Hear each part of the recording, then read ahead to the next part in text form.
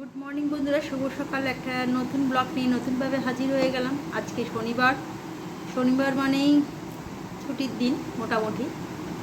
মানে আমার বাড়িতে হাজব্যান্ডের ছুটি, ছেলের ছুটি নয়। আর খেলতে গেছে, বাবার ছুটি। আর আমার সকালে একটা পড়ানোই এলাম, যেটা করেছি জলখাবারে আলু মটরের তরকারি করেছি, আর হচ্ছে পরোটা করেছি। অনেক শুভেচ্ছা আর ভালোবাসা দিয়ে ব্লগটা শুরু করলাম। পারা যাচ্ছে না, প্রচণ্ড গরম। যে প্রকারে গরমটা পড়তে আরম্ভ করেছে, প্রত্যেক দিনই বলছি, রান্নাঘরে যারা থাকেন তারাই বুঝতে পারবেন যে কি কষ্ট। আর বাইরের এই রোদটা এতটাই প্রখর, আর তার সঙ্গে যদি রোদ নাও ওঠে, এক গরমের এত ভাব, এত বেশি, যেটা নিতে পারছি না। আর্দ্রতা বেশি, এই যে আরেকজন যে বাড়িতে আর্দ্রতা খুব বেশি, হ্যাঁ, ওই জন্যই তোমাদের এত প্রবলেম। আমার মানে রান্না করতে তাহলে আম করা শরবত তো রোজই খাওয়া হচ্ছে। হ্যাঁ, রোজই আম পোড়ার শরবত করে আমি খাই, ছেলেকে দিই, বাবাকে দিই, প্রত্যেককেই দিই। বা কাঁচা মিঠে আমেরও আম শরবত করে ফেলছি কোনো কোনো সময়, মানে এত ভালো লাগছে। বা কাঁচা আম, মানে কাঁচা মিঠে আম কি বলে, আমি কাসুন্দি দিয়েও খেয়ে নিচ্ছি এই 12টা সাড়ে 12টার সময়। ঘোল খেতে হবে। টক দইয়ের ঘোল এখনও করে উঠতে পারিনি, তবে ছেলে আজ গেছে, ওকে নুন লেবুর জল দিয়ে দিয়েছি। আর এসে কিন্তু আম পোড়ার শরবতটা খাই। খেলতে নেই, পরীক্ষা আছে। হ্যাঁ, এইগুলো টপ করে করে, যেগুলো আজকে খেলা নেই, আজকে পরীক্ষা আছে, তো যেগুলো হচ্ছে আজকে প্র্যাকটিক্যাল আছে না, ওর এরকম কিছু একটা আছে বিটেকে।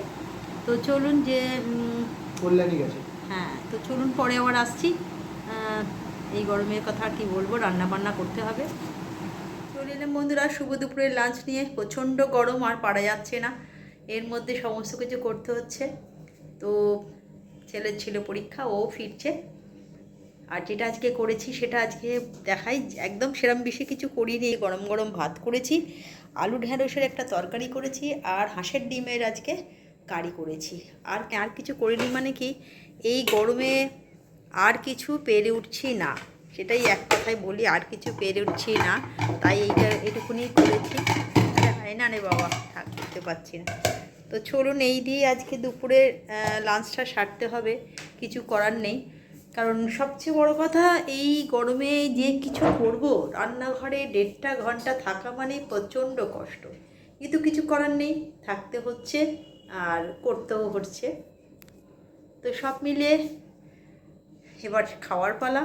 আর গরমে পারাও যাচ্ছে না, খেতেও যেন ইচ্ছা করছে না। আমার মনে হচ্ছে বেশ মানে ওই আম পোড়ার শরবত করছি, সেটাই খেতে ইচ্ছা করছে, বারবার খাই 1 গ্লাস করে, সেটাই মনে হচ্ছে। আর হচ্ছে যে কি বলবো, লস্যি খেতেও ইচ্ছা করছে, কিন্তু লস্যি এখনও বানাইনি। বেশি করে ঠান্ডা জল, যেটা না হলে আমার চলছেই না, একদম ঠান্ডা জল, যেটা খেলে মনে হচ্ছে খুব আরামদায়ক, এবং শরীরটা একদম ঠান্ডা ঠান্ডা লাগছে। তো চলুন, ছেলে আসছে, তাকেও খাবার তো বলে এলাম। সন্ধেবেলা আজকে চা অনেক আগেই খাওয়া গেছে, লেবু চা। আর সন্ধেবেলা আজকে, যদিও আমার শনিবার দিন 6টার মধ্যে পড়ানো হয়ে যায়, তারপরে আর পড়ানো থাকে না। তো ছেলে বলছিল ফিরে যে মা চলো একটুখানি বেরোই, কিন্তু এই গরমে এইবার বেরিয়ে এসে, মানে পড়িয়ে আসার পর আর মনে হচ্ছিল না বাইরে বেরোই। ও আর বাবা বেরিয়েছিল, ফুচকা নিয়ে এসছে, এই যে দেখতেই পাচ্ছেন খাচ্ছে। তো একটা খাবো কি দুটো খাবো। তো আজকে প্রচণ্ড গরমটা তো প্রত্যেক দিনই বলি আছে, জানি না এরম কদিন থাকবে। তবে আজকে যেটা হয়েছে, রান্নাবান্না মোটামুটি করে রেখেছি, ভাত করব রাতে আজকে। তো সেই জন্যে এখনই ভাতটা করে নিচ্ছি, গরম গরম ভাত করে নিয়ে রাতের বেলা একেবারে বসে পড়লাম, ওই ভাতটা করেই এলাম। তবে শনিবার মানেই একটু ছুটির বার, কারণ আজকে আমার হাজব্যান্ডের ছুটি, আর কালকে রবিবার তো পুরো ছুটি। ছেলের কালকে সকালে খেলা আছে, ও খেলে ফিরবে, তারপরে কি বলে খাওয়া দাওয়া পড়বে, বা যা কিছু হোক, সকালবেলাটা অনেক সকালেও বেরিয়ে যায়। তো চলুন, একটু ফুচকার সামনে রেখে বেশি কথা বলতে পারছি না। বন্ধুরা, প্রতিদিনকার মতন রাতের ডিনারে পড়বে, তবে একটা কথা না বললেই নয়, যে আজকে একটু দেরি হয়ে গেল।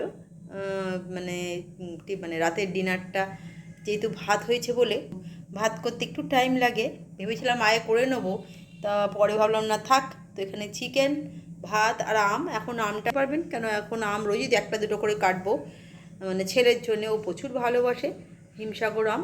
তো যদিও ঠিক মতন হিমসাগর আম ভালো পাচ্ছি না, মানে সেই আমি যেটা মায়ে খেতাম, আমাদের শ্যামনগরের বাড়িতে আসতো সেরকম, এখানে তো চুচড়োতে সেরকম হিমসাগর পাওয়া যায় না, পেলেও খুব একটা সেরকম শরীর হ্যাঁ সরি আম পাওয়া যাচ্ছে, তাও মাঝে মাঝে সরিও নিয়ে আসছে একটা দুটো। চরিত্রের মেয়ে নাম হচ্ছে সরি। হ্যাঁ আর হিমসাগর আমাদের শ্যামনগরে খুব ভালোই হিমসাগর পাওয়া যায়, গাছ পাকা পাওয়া যায় 100 টাকা কেজি, ঠিক আছে।